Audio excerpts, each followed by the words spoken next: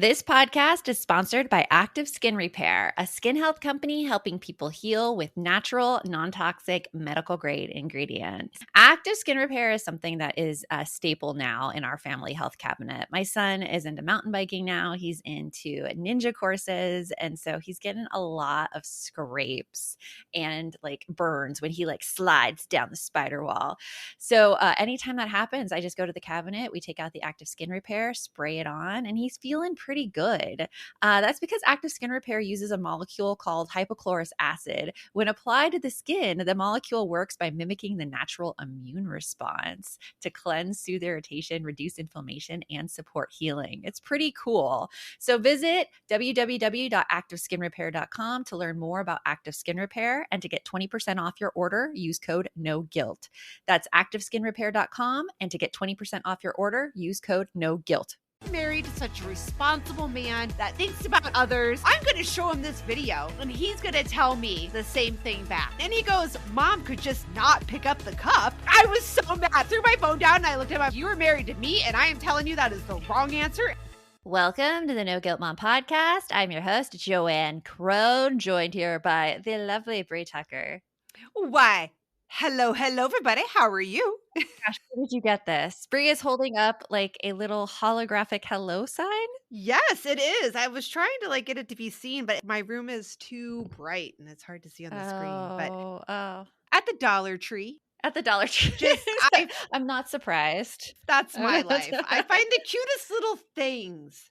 I got it. I'm like, I have no idea where I'm going to put it, but I'm going to get it. You're going to get it, yeah. Meanwhile, I see those things and I'm like, and that goes away, and that goes away. There is definitely a difference between our decorating style. Mine is buy all the crap, and yours is tastefully minimalist. Yes, buy the expensive crap. And like this little vase I have back here, which I really, really enjoy. It is beautiful. And a brass asterisk, apparently. I thought that was a jack. It looks like a jack. It is a jack. Maybe it is a jack. But it's also, if you look at the No Guilt Mom logo, this is what's above the eye. Oh, it is. It's like a little asterisk. So it really makes sense right there. I just need to color it all different colors. So if you guys don't know what we're talking about, just go on either YouTube or join us on Instagram Live. And we run videos of this podcast. So join us. I know, there. right? I'm like, anybody who's just listening to this and doesn't get the visuals is so missing out on half of the fun. Half of the fun. Well, today we have a spectacular episode for you. I'm fired up about this one. Yes, it's going to get heated in here. Really inspired by a viral clip that Brie found on Instagram, showed to her husband, and they very much disagreed on the actions taken. So we're going to get into it about what should mom do, what should dad do in this situation, and what does the internet think we should do? Yeah. Sorry. Does the internet we'll go into all of that. So let's get on with the show. You want mom life to be easier. That's our goal too. Our mission is to raise more self-sufficient and independent kids, and we're going to have fun doing it. We're going to help you delegate and step back. Each episode will tackle strategies for positive discipline, making our kids more responsible and making our lives better in the process. Welcome to the No Guilt Mom podcast.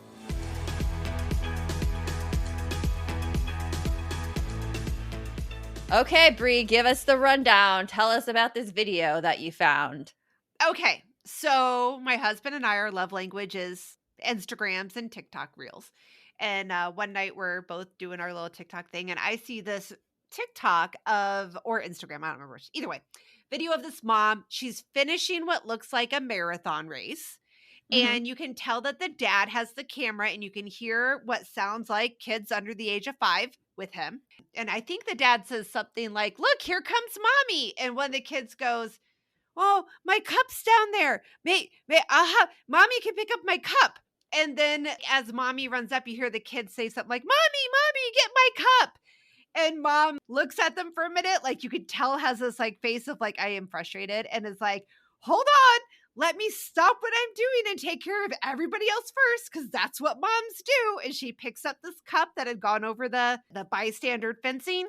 I guess gave it back to her kids and then finished her run. Now, granted, she was at the end of the run, but still had places to go and kept running away from the kids. Oh, yeah, because I have to tell you, like, I've done races. Yeah. I've done many races, and when you cross the finish line, what you want is your entire family cheering for you, being like, "Yeah, go mom! Yeah," that is what you want, because then you go into the finish line stalls, and it's where you get your medal, and this is where this woman was heading, I know. She's gonna get her Right. medal. She's probably gonna pick up some food, depending on how long the race was, because she's tired. She is exhausted. Right. And those are the expectations. Yes. So this. So let's just say, did I describe the video pretty well?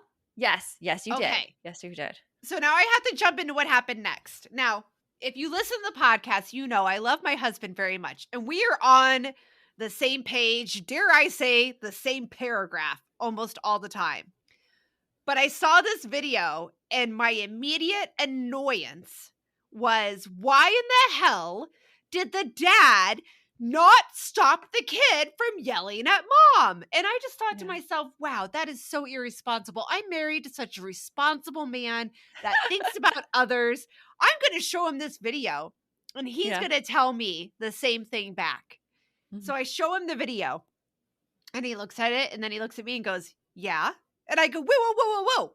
But if you were the dad in this video, what would you have done? And he's like, what the dad in the video did? Am I supposed to do something else? And I'm like, you're supposed to tell the kids to leave mom alone so that she can continue racing. And he goes, or mom could just not pick up the cup because mom has free will. Oh, I was livid. I was so mad. I was so mad. I threw my phone down and I looked at him. I'm like, you were married to me and I am telling you that is the wrong answer in the future for me. If that were ever to happen, you tell everybody to shut up and leave me alone. And then how did he take that? How did he take that? He laughed. And he did say perhaps he leans in the direction of autonomy too much because we do have this discussion a lot where things will happen and it's much smaller levels. And I'll be like, well, you could have just told them not to do it. And he goes, yeah, but they have their own choices. I'm like, well, yeah, but sometimes people could use a little bit of guidance. Like we'll have this conversation often with my kids. Yeah. And he'll be like, well, she chose to do X, Y, Z. And I'm like, but she's 15 or she just turned 16. She doesn't know all the options yet. So you should at least help guide her in the direction so that she knows what her options are. And he's like, well, I guess so. He lies very much on the whole. People make their own decisions. It's not my responsibility. That's interesting. Yeah. But I don't think many women make that distinction. No. I don't think, because also like kids need help. Kids do need help. Especially kids under 5. They need direction. And this child definitely needed his cup picked up regardless of it. Yeah. So it's interesting that Miguel's like, oh, the autonomy piece. I didn't think of the autonomy piece, but I think that's something that a lot of men do. And it would make so much sense too, in terms of like mental load and stuff, how we're like doing everything. Like if men see their wives doing everything, they're like, oh, she has free will. She should do everything. That kind of like explains everything. Right. He sees it. So I had to say to him, like, that is not being a supportive parent. And once I said to him what my opinion was, now, and I'm not saying I'm right, and I'm not saying he was wrong, because I do think that it's a gray situation, as we'll get into as this episode goes on.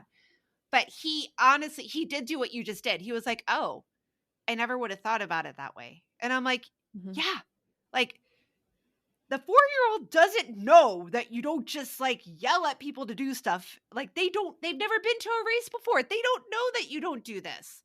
This is the time where you say, hey, when someone's running, we're not going to yell at them. We're going to let them keep going. And like, when you and I talked about this later, you even have some more great advice about it. But I was floored. I'm very passionate about this, as you can tell. Like if someone's watching this right now, like I am jumping out of my seat. I am so passionate about this. So passionate. It's hard for me. I open my mouth. I'm like, Anna, because Brie's really, really excited. JoAnn can't get a word in edgewise. I can't get anything in. Oh no, but like what you say about like it never occurring to him, like this seems to be a theme that I see a lot in my life too, because there are things that like we do on autopilot as Mhm. humans that Yeah. like it just never occurred to us a different way to do it. Like, for example, I was in a teacher conference for my son, just, typical parent student teacher conferences. And she was saying something about the brain and how she's reinforcing to the class, like how, you learn a new skill and it's like stomping through grass. And the more you practice it, the more that grass gets like put down and broken down so that it's pretty easy then after a while to do the new skill as a habit. And she's saying this to me, and I'm thinking, oh my gosh, yes, this is how I teach it as well. Like, I teach all those things. Like, I know this already. I know this. And Yeah. I'm like trying to get to the next thing.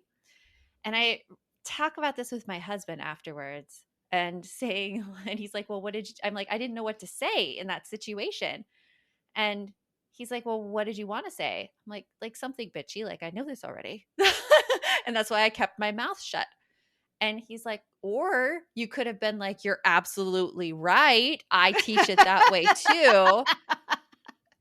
And I'm you're like, oh, I never thought of it that way. You're right. You're absolutely right. I never thought of it. So it's Right? interesting, like how people get so ingrained in their own behavior that it's not anything malicious on their part. It's just they didn't think of it. And I wonder if like the dad in this video just didn't think of it. Right, because that was your thing too. Miguel was like watching it and he's like, well, the dad's job was to record. He had to Yeah. record. He couldn't Just stop to didn't tell think the about kids it. not to do stuff. And I'm like, he couldn't stop to pick up the cup. And I'm like, he didn't need to pick up the cup. He just needed to tell the kid not to bug mom. That's all that needed to happen. So this is a two-part situation, I think. So I'm going to give you my take right after this. Here at No Guilt Mom and in our balance program, I am always talking about the importance of healthy habits. That is what gives you the energy to actually face all the stress you have as a mom. And one thing that I'm obsessed about is drinking enough water. Staying hydrated is so important. And that's why you've got to check out AquaTrue, because its proprietary purification technology removes so many harmful contaminants, including PFAs, which are those forever chemicals, which can potentially lead to adverse health effects like cancer or liver toxicity. And the cool thing is the filters are long lasting. They last from 6 months to 2 years. AquaTrue comes with a 30-day money-back guarantee and even makes a great gift. Today, our listeners receive 20% off any AquaTrue purifier. Just go to aquatrue.com. That's AQUATRU.com and enter code NGM at checkout. That's 20% off any AquaTrue water purifier when you go to aquatrue.com and use promo code NGM. Lynn, this time of year, parenting can be such a flusterclux. You've come to the right place. I'm Lynn Lyons, and I've been treating anxious families for over 30 years. I'm Lynn's sister-in-law and co-host Robin Hudson. Join us for Flusterclux, a podcast for parents who worry. Wait, that's everybody. Yeah, these last few years have felt like one long anxiety attack for so many. Why do you think parents are always surprised that a podcast about anxiety relates to them, even if no one in their house has an anxiety disorder? Well, worry is human. Everyone does it, and anxiety shows up when we face uncertainty. All the parenting tips you've taught me have been essential. I love to break it down into skills we need to manage worry in our families. We've covered so many topics: depression, burnout, meltdowns, perfectionism. Don't forget scary mothers-in-law. Right, but of course that's not my mother-in-law. Because that's my mother. And a listener. As a psychotherapist, I like to teach parents and kids how to respond to everyday moments in healthy ways. Managing anxiety really can be taught. It really can. And I'll even tell you what to say. We talk about serious stuff, but without being too serious. Anxiety wants everything serious. Anxiety doesn't stand a chance when we're laughing, even about the tough stuff. No one told us the truth about parenthood. Why? This is the podcast everyone needed before they had kids, because now that those little ones are here, there is a lot to unpack. I'm Rachel Shepardota, and I am your host for the podcast No One Told Us, where we tell the truth about parenting and let you in on all the stuff you really should have known about before having kids. I am the founder of Hey Sleepy Baby, but this podcast is so much more than sleep. We'll be diving into all the topics that you really care about and need to know while you do your best job raising those adorable, tiny humans. Our goal is to just make you feel less alone and less overwhelmed. There are so many things that no one tells us before becoming a parent. And I think that we should really pull back the curtain on becoming a first-time or second-time mom or dad to share the good, the bad, and the ugly. We'll have a little education, a little fun, and a whole lot of heart that goes into each and every episode. So join me and our amazing guests each week to hear us talk about what no one told us. When I saw this video for the first time about the mom picking up the cup after finishing her race, first of all, I empathize with her because I have finished many a race and know how it feels at the end. And I'm like, damn, she Yeah. should have gotten some cheers there. Like, I just felt like it was a real bummer for Right. her. And then I saw after she picked up the cup, you could tell the aggression in her voice. Oh, that yeah, she was not pissed. happy about picking up the cup. I'm going to say she was pissed. She was pissed. She was pissed. She didn't want to pick it up. She's like, well, that's what moms do, stopping everything she does for everybody else. And she's not wrong. She's it's not called wrong the at stop all. and drop. It's a thing. Yeah. We all do it. It is. It is a thing. So the first part of this is like what should have happened in an ideal world. Okay. Yes. The dad should have told the kid, hey, let's cheer for mommy. She just accomplished this amazing thing. Let's go, mommy. Right. Let's go, mommy. I know your cup's right there, and we'll get your cup right after we cheer for mommy. That kid would have been like, okay. Because his whole problem was I needed the cup. You just had to tell the kid. It'll come in a minute. Absolutely. And I think people think of that, like they don't think of that with kids, that how highly teachable kids are. They look at their child and they're like, oh my gosh, he's feral. I'm serious. So many of them are though. Oh, that just made me think of another video I have to send you later. I see this time and time again. I have a friend actually whose son is in kindergarten, and she says that one of the after school workers came up to her and said that talking to her son is like talking to a brick wall. He's like doing his own thing and like not paying attention to you when you're talking to him. And I'm like, dude, boy's 5 years old. He's so interested in what he's doing. You honestly, with a 5-year-old, be like, hey, bud, can you look at me in the eye so that I know you're listening to me? I'm here, and when we talk to people, we look at people in the eye. Can you do that right now for me? Yeah, they don't. Problem solved. Like, they don't get these. I mean, and that's another thing we have to think about. Like, I think honestly, we have to teach our kids a lot more social skills than we had to learn when we were their age, because we grew up in the world where like we were everywhere all the time. Kids do so many things. Our life is so digital now. I'm not even going to say kids. Our lives are so digital now that they don't get those opportunities to learn this stuff. So we have to take more time to pause and be like, oh, they just don't know it. And I also think like kids just need social skills instruction, period. Like I could have benefited just from social skills instruction when I was younger. Instead, I remember the preschool telling my parents that they needed to enroll me in gymnastics because JoAnn was so klutzy that all the other people are scared of her. And I'm like, okay, is that the same preschool your sister went to? If so, your parents really need to find a new one. It is the same preschool that my sister someone went to. who helped run that kind of thing, that's an awful preschool. It's awful. It was awful. So instead of actually like dealing with the social skill issue or being like actually curious about the situation, because I think that's really what gets me is like the curiosity stops. It's like you see the behavior, you make the judgment against the child, and bam, you treat the child that way for the rest of all time. Unless you pause and you're curious and you actually take the time to teach and see how they deal with instruction in it. Because most kids, if you're playing with them and you tell them like directly, they do what you want them to do. Yeah. So with that being said, that mom could have replayed the situation, and instead of doing what she did not want to do, which is stopping running and picking up a cup and handing it to her kid, she could have ran by and even been like, oh, mom's running right now, can't pick up cups. So that's the second part of the situation, because the first part, is ideal, what happens in ideal world, but we can't control ideal world. And I feel like we spend so much time complaining about male behavior in ideal world that we forget that we have control ourselves over the situation. Yeah. One of our Happy Mom Summit guest speakers, Erica Cartledge, she said this phrase and it has stuck with me for all time. So if you have a pen and paper, write this down right now. But you teach people how to treat you. And I'm going to say that again. You teach people how to treat you. Because what that mom did right there is she just did exactly what her 5-year-old asked. I mean, when did 5-year-olds get in charge? They didn't. The 5-year-olds are not in charge. They're not in charge. And I say that, and I don't mean it to shame anybody out there. It's not meant in a judgment No. way.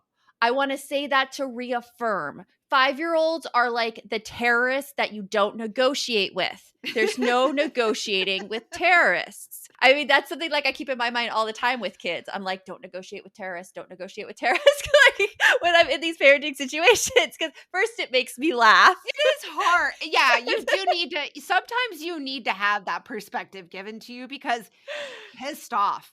You're pissed off. Done. And you need someone to remind you where you're at. Just a reminder, you're pissed off that you're losing an argument to a 4-year-old. Just want to make sure we're aware of that.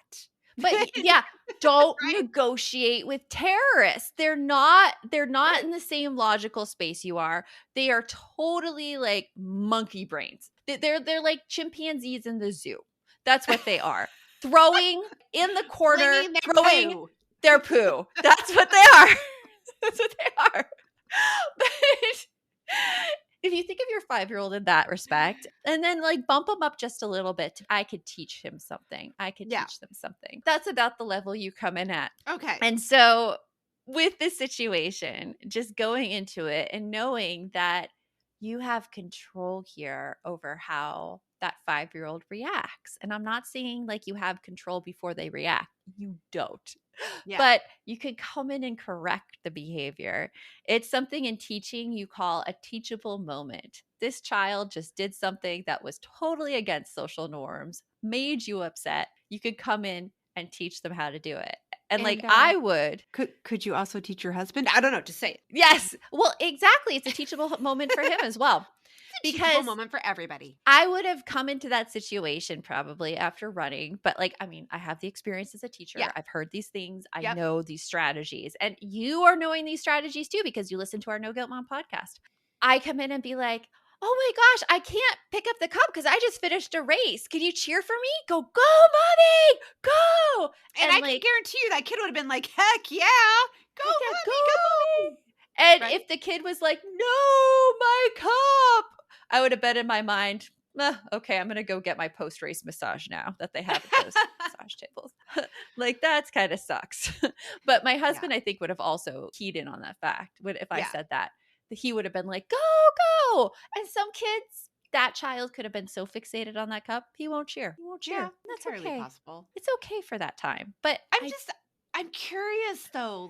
I'm just curious how many people just saw it as the expectation was there for mom because dad didn't say anything. And I truly, like, what do you mean? Well, I mean, okay. So when I saw the video, I brought in my own baggage and my own bias. Okay. So my own bias when I saw the video, because again, this is an important point, I think. I think you and I interpreted that video differently. Mm-hmm. And I definitely know my husband and I interpreted it differently. So when I saw the video, I interpreted dad not saying anything to the 4-year-old and allowing the 4-year-old to yell at mom and not even saying no when the mom came over. Yeah. Not stopping mom, not correcting any situation there, that was dad saying, yeah, that's mom's job. Yeah, he's calling for his mom. Mom should take care of it because that's what moms do. I think that assumption is pretty standard. I think a lot of women would assume that. Right. And I'm assuming that because the person I was married to, not is now, but was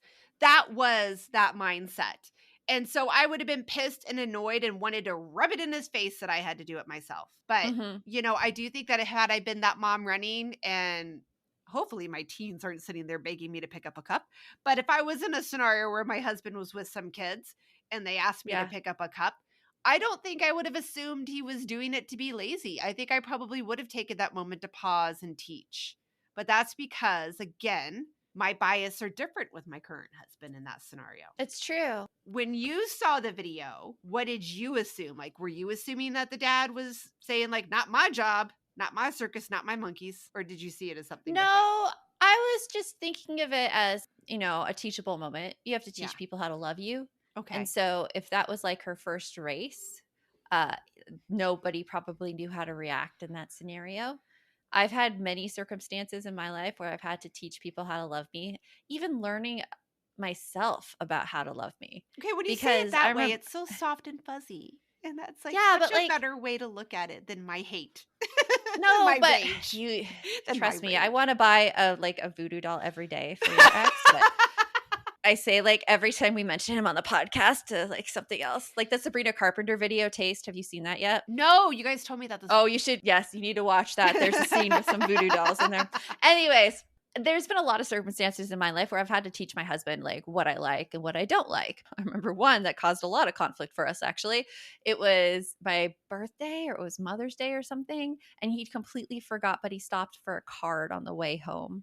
And I really took offense to that. I was like, you didn't think of me at all. And it just came out. I'm like, all you did was stop for a card. He's like, fine, I won't do anything for you next time. It's just started a huge fight. Oh, And I gosh. realized in that moment, I don't want big gifts or anything. I just want you to know, I want to know that I am on your mind, that I am being thought of. And he's like, okay. And he's taken that to heart. And ever since then, it's been good for like Mother's Day and stuff. He'll like get me flowers. He'll show me he's thinking about me by making plans before the last minute. I mean, that's Right. really the issue there. Yeah. But there was a little conflict there before I knew that about myself, that that's what I needed. And he knew that about me. And so with the video, there's probably that conversation that needs to take place of exactly what she needs in that moment instead of him ignoring the 5-year-old. And there's a lot of other interpretations of this behavior other than Brie and my own. And we are going to get into those right after this. Hey, are you a parent of a teenager? Are you feeling overwhelmed about how to be what they need while also holding limits and boundaries that keep them safe? Are you tired of conversations that negate how messy this season of parenting is? Well, I've got you. My name is Casey O'Rourke. I am a positive discipline trainer, parent coach, and the host of the Joyful Courage podcast. Every week, I come to you with an interview digging into tough topics with experts I trust and solo shows that go deep into the personal growth and mindset needed to raise teens in a way that grows them into confident, capable young people. I am not afraid of getting real about the intersection of conscious parenting and the teen years, while also bringing in vulnerability, humor, and lightness. I'm walking the path with you and honored to serve. Listen to Joyful Courage on Apple Podcasts, Spotify, or wherever you consume podcasts. Are you overwhelmed by the things that get in the way of you doing what you want to do? Are you looking for ways to simplify life to better align with your values? Do you want to create space in your schedule so you have room for more of the good stuff? Play, joy, relationships, gratitude, and more? If you answered yes to any of these questions, I invite you to check out Edit Your Life, a podcast to help you edit the unnecessary from your life so you have more room to enjoy the awesome. Through episodes with me, Christine Coe, and a range of super smart, compassionate, and thoughtful guests, you'll come away with big picture insights and practical ways to declutter your home, schedule, and mental space without getting bogged down by perfection. I have always believed that small moments and actions matter tremendously. My goal is to help you find agency and space in your life through doable baby steps that will leave you feeling accomplished instead of overwhelmed. Check out Edit Your Life wherever you enjoy your podcasts. Hi there, I'm Andrea Owen, self-help author with 19 translations of my books, global keynote speaker, and life coach. My podcast, Make Some Noise, has been serving up self-help in a simple-to-digest way for the last decade. The topics brought in each episode are practical and easy to implement around topics such as working through fears that keep you stuck, different modalities of therapy, managing your negative self-talk, and more. We bring you guest experts, solo episodes, and I even coach listeners on the air around relatable struggles. I also do my best to weave my sense of humor into some heavy topics because, let's face it, life can be pretty hard, and it's so much better when we can have some fun while walking through our challenges. Whether you're seasoned in personal development or just starting out, Make Some Noise podcast will help you become the best version of yourself, the person you're proud of when you look in the mirror and show up in your life. Simply search Make Some Noise with Andrea Owen wherever you listen to your podcasts. Okay, Brie, our favorite part of the podcast. Okay. Brie reacts and gets mad at the internet. Here we go. I don't let JoAnn tell me the responses first so that you guys can get the freshness of it. The freshness. So what happened is that I took this video and I made a commentary video about it, and I posted it on TikTok and Instagram. And on TikTok, it got a lot of views. Like a lot of people had things to say about this interpretation. And they weren't all G-rated. They weren't all G-rated. Or and I sweet. think that the comments that are said here are things that exist in our culture and our society that are always underneath the surface, but the people on the internet decide to say them out loud, like all the time. Right? So yeah, so it's worth us talking about them in this way, bringing them to light, because I think it's something that everybody has to push against. Now, I get these comments and I'm like, whatever, I'm not going to listen to them. That's the only way I can keep my mental sanity on the internet. Here we go. I'm putting my hand up so I can't see my screen where these are up on. So, okay. Here we go. Here we go. So the first one. So the dad gets blamed because your 4-year-old doesn't care about the race and asks mom to help. Okay, keep hating men. We're not hating men. We're just wanting them to think about, I don't know, someone other than themselves. No, it's so funny because it's just like one little criticism of one little circumstance, and then it's put into this broader thing of you hate all men. Yeah. No, that's not true. Not at all. Not at all. Like I'm married to a man. I have to say that many men are wonderful. But as my daughter reminds me of this statement all the time, it's not all men, but it's always men. I mean, I like that. It's not all men, but it is always men. Yes.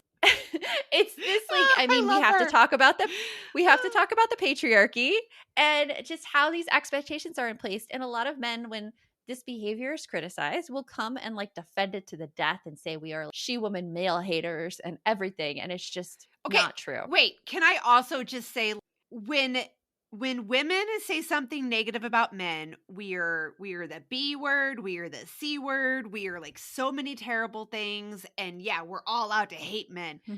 But when men say something negative about women, we're supposed to just take it.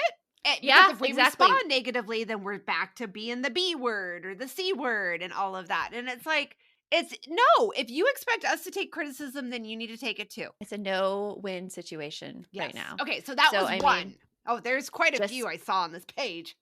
Yes. In regards to that, just keep speaking your mind, no guilt moms. Just keep speaking your mind. You're going to get the hate from these people. And you know what? It's okay. Here's another thing. If you wouldn't accept advice from them, you don't need to accept criticism from them. Ooh, would I accept advice from this person? No. He wouldn't be able to tell me anything. That's a good point.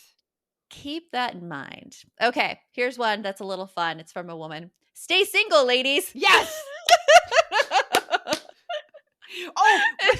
Which then brings up the point. Like, we went to brunch on Sunday and we were in Scottsdale, which has, become the bridal it was totally bachelorette party central, man. Oh my God. And we went to this like very girly restaurant that we picked out beforehand. It was called Mon Chéri. And Shayna's like, Mon Chéri. Ho, ho, ho. Like the first so fancy. It is this gorgeous restaurant where there's like flowers on the ceiling. There's like an ombre pink roses on the hallway outside. It is gorgeous. It's gorgeous. And it's mostly like groups of women there, as were we. And so there's bachelorette parties coming up, including a very pink bus called the Champagne Train. And they were, Bree's holding it up if you're watching this video. If you're watching it live, you're getting to see my pictures. Keep going. There's a lot of bachelorette parties. And there was one woman posing outside by the big flowers and the heart. And, we walk by, and the typical thing you say to brides you see on bachelorette parties is you're like, congratulations. And I'm here now going, I cannot say congratulations. I cannot, because I do not believe. So it's so complicated. There's the heart. I do not believe this is something that we should be congratulating women for. I want to go up to this bride and I want to be like, congratulations. And know that you are completely whole within yourself. Yes. Without a man. And I'm so happy that you're taking this time to go out with your girlfriends and really have fun and celebrate you. Keep doing that. It does not stop here. It does not stop. Do this for every birthday. Do this for every big accomplishment in your life. Do this just because. But this is not your last congratulations event. It's going to go on from here. Because I feel like it's the epitome. Like, you get married. That's what I thought. I'm like, oh, haha, I'm so special. And this is my day. And the most special, bestest day ever. Well, and it's not. Okay, that does make me think of something, because my daughter is way into Friends right now. Well, she always has been. Mhm. But she was watching an episode the other day where it was one where the day after Monica and Chandler got married, and they're checking out of their hotel room or the bridal suite, and Mhm. are checking out the bridal suite? Yes. And then Monica's like, no longer a bride, just a wife from now on. I'll never be a bride again. And Oh. and it's like, yeah, because like you think that that's like the epitome of this thing, and it's not. There's a lot more. But we digress. There's a lot more. We love our here we hubbies, go. though. Okay, next one. Here's another one. And I actually commented on try this not one. to look. I commented on this one. I said, this commenter said, what's funny is if you reverse the roles and the kid asked the dad, he would have gladly picked it up. The mom wants to be a martyr so bad. Oh, please tell me what you said back. I'm very diplomatic in my comments. You I'm are. like, and yet so many women disagree with you. Perhaps there is something here that you don't understand and should be curious about rather than blindly giving your opinion. Did they respond back? No. Of course I don't know. not. Of course not. I didn't go back and check. But I'm like, God. There's so much here. Mom does not want to be a martyr. Mom doesn't want to be a martyr. But in some cases, mom feels like she has no option but to be. Yeah, because she is taking care of the kid all the freaking time. I mean, moms do most of the parenting.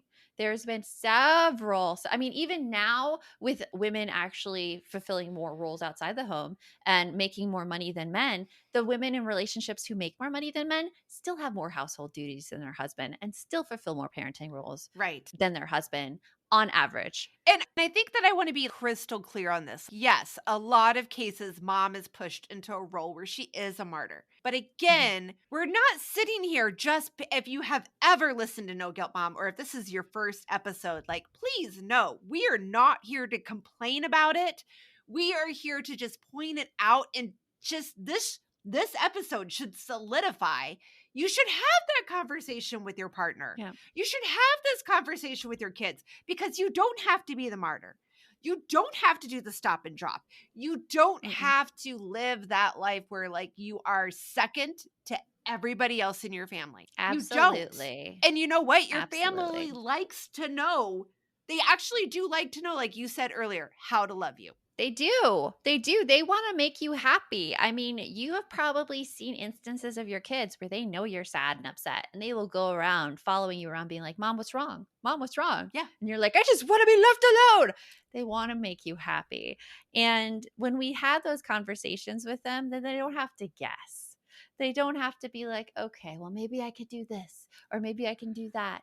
Even as a kid, I mean, I felt like I was just a horrible daughter when I made my parents unhappy. And it's not my parents' fault. I mean, they didn't know that they should communicate these things. They had no models to do that. Right. But being able to tell your kids those things, not putting the burden on them, but being there to teach them these scenarios is so powerful. And it really shows also to the outside world. I mean, you get comments such as like, oh, they're so considerate of other people. You know, they're my favorite kid to have in class. Like those kind of things when you do these teachable moments. Yeah. And you make that uncomfortableness, because then they won't make that uncomfortableness mistake again to somebody else outside the family. Exactly. Are we Exactly. good? Are we done? Or are there any more comments? I want to add just one more, which really All right. encapsulates this whole thing. It is a positive one, but it shows exactly probably what mom was feeling in this scenario. Yeah. And it says, I would have been sad that was all my kids were focused on, but they're kids. I would not have picked up the cup. Just keep running and smiling. Just knowing that it's a complicated situation. And we have feelings, and you have feelings, and you have needs too. I would add to that, keep running and smiling, that I would have definitely brought it up afterwards, because that would have irked me. Brie's not the best at keeping her emotions under wraps. So I probably would have been the one that I would have done the exact same thing that mom did when I was in that scenario when my kids were that little. If that had happened, well, first of all, you never would have caught me running. But regardless, had that happened, I would have been like all passive aggressively angry about it and everything. But if it were to happen to me now, I would 100% have smiled and just kept on running. And actually, you know what? Knowing my kids, talk to Miguel afterwards. Yeah. And if it were my teens that did something like that, I would have been like, hell no, pick it up your damn self as I run by, smiling, maybe with a middle finger at the same moment. But you have to understand, having teens is a different ballgame. It's different. Well, we hope that this episode has encouraged you to maybe have a conversation that you needed to have about something that you were unhappy with happening in your home. And until next time, remember, the best mom is a happy mom. Take care of you. We'll talk to you later. Thanks for stopping by.